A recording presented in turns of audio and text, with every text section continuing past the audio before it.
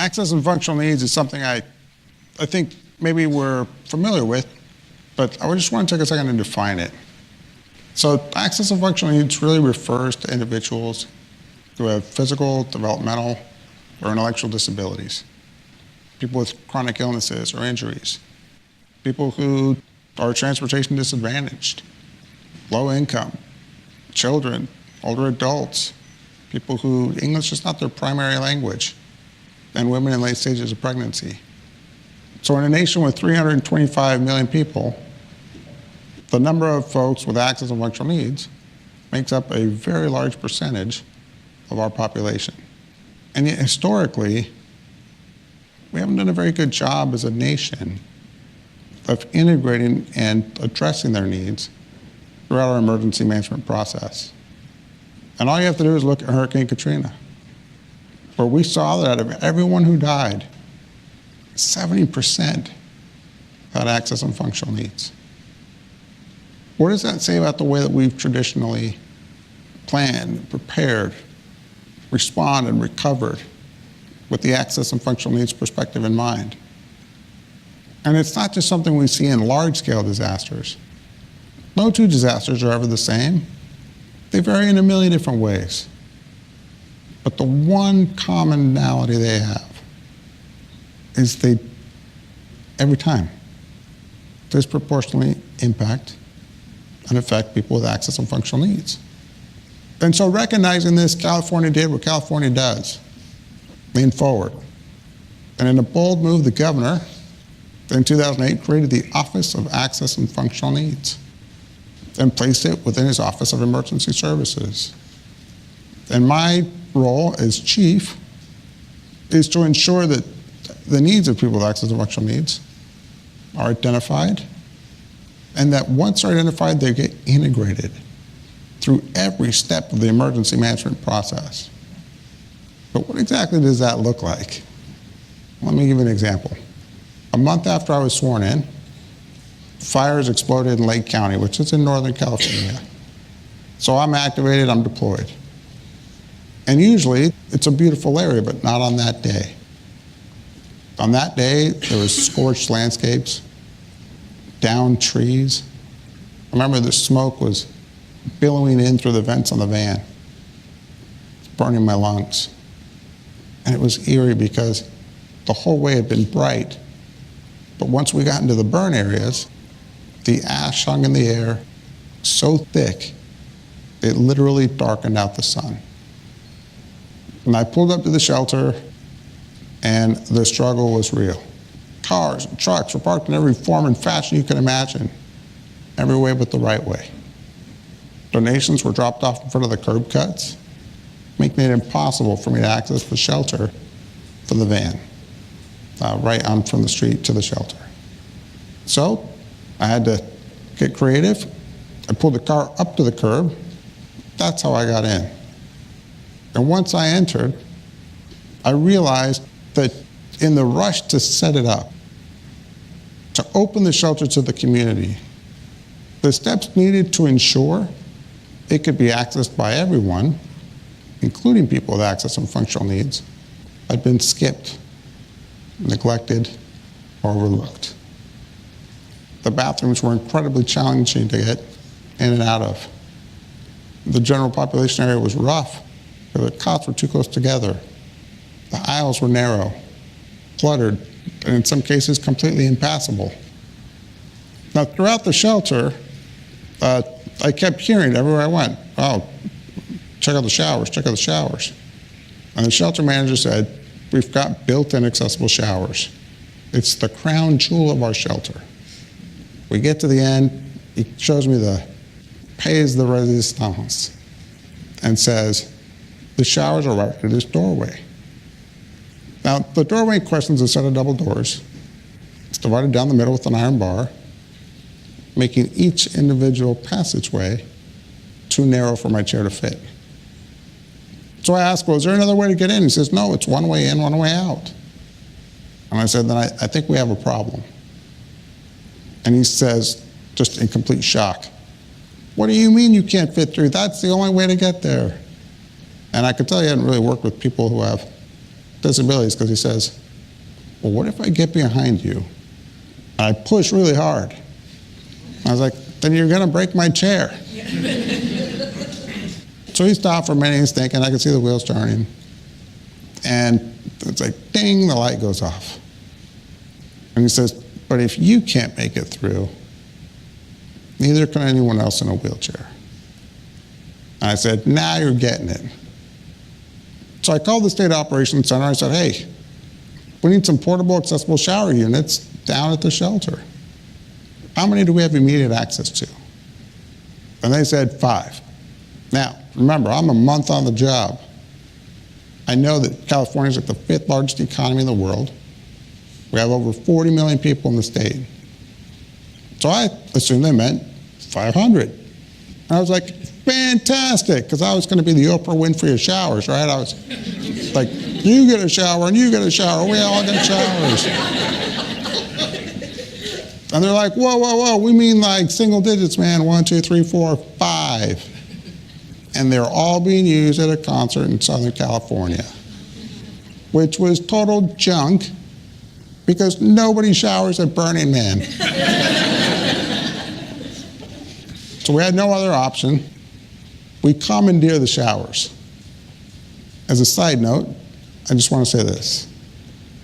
If you ever get the opportunity to commandeer something, do it. It's amazing. But it goes to your head super quick. I got home and was like, I commandeer the remote. I commandeer the salt shaker. My kids got sick of it really quick. Well, by the time we identify the resources and we commandeer them and we get them procured and deployed and set up, 4 days had passed, which for government is breakneck speed. But for the people with access and functional needs who needed those showers, 4 days was an eternity. Now, after the ordeal, I was thanking some of my colleagues, and one in particular, Tim Britt, Great Emergency Manager. I said, Tim, thank you so much for your Herculean effort to help us get this done.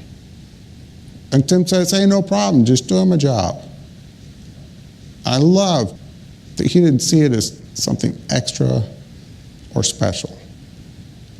But I also didn't get the sense he truly appreciated the enormity of what we'd done. I said, Tim, I want you to visualize with me. Let me tell you what I saw that day. I went into that shelter and I saw people on the worst day of their lives. I saw people who were homeless for the first time, who had lost everything. It was hot and muggy, and we were all sweaty. And ash sticks to sweat, forms a grime that covers your body. And then I saw the look in their eyes as I had to be the one to tell them that because we hadn't integrated or addressed their needs, that they had no choice but to sit in their filth and watch as their counterparts went in and out of showers to refresh themselves. So can you imagine for 1 minute what it must have been like for those individuals when the showers finally arrived? How miraculously cleansing it must have been to go in and turn on the water and have that cool, refreshing droplets cover your body and make you new again. To wash away the grime. People told me I felt like me again. I felt like I could rebuild. I had the hope it was going to be okay. So I said, no, Tim, you weren't just doing your job. You were integrating access and functional needs. And in doing so, you changed lives. And that experience changed me. And it changed my colleagues, and it changed how our agency approaches whole community planning. And that reverberated throughout the state, which is why I went 3 years later, just last month in fact, I deployed again to Lake County, again, for fires again, this time in response to the Mendocino Complex fire, which is the largest wildfire in California state history. And when I pulled up to the shelter, I saw just how far we'd come. Interpreters had been integrated throughout the communication process. Our disability stakeholders were there. They knew what was going on and where to go for safety. There was accessible parking. Signage was everywhere. Specialized dietary considerations had been addressed. Partners from the Independent Living Center had come and teamed up with our functional assessment service teams and gone cot by cot, talking person to person, till they had met with every individual at every shelter to find out if they had unmet needs. And I'm very happy to report, yes, we had portable accessible shower units. And they were set up and ready to go because we had ordered them in advance of the emergency declaration. California sets the standard for whole community planning and integration. Now, to be fair, it's a never-ending disaster cycle, so we get a lot of practice. But in reality, it's a commitment. It starts at the governor's office. It works its way through every state agency and across every government jurisdiction. It's in the hearts of our whole community partners, our emergency managers, and our first responders, which is why together we adopt, embrace, and strive to exemplify the motto, nothing about us without us. And yet, we realize that our approach to how we plan, prepare, respond, and recover, with the access and functional needs perspective in mind, must continue to evolve because we have more fires every single year and more disasters of every kind. And it's not just an increase in number, it's an increase in severity. In other words, the threats are ever changing, the risks are growing, and the needs have never been greater. And so it is that we must embark on a new path because we cannot get enough bodies to address this. The number of emergency managers isn't going up that fast. So we have to look for new solutions, something I call integration 2.0. Let me tell you about that. 100 miles from OES headquarters is a place called Silicon Valley. And it's there that on a daily basis, they literally create the future. And it's there within that cradle of innovation that the technical capabilities of AI and machine learning must be repurposed in order to protect the whole community from the dangers of tomorrow today.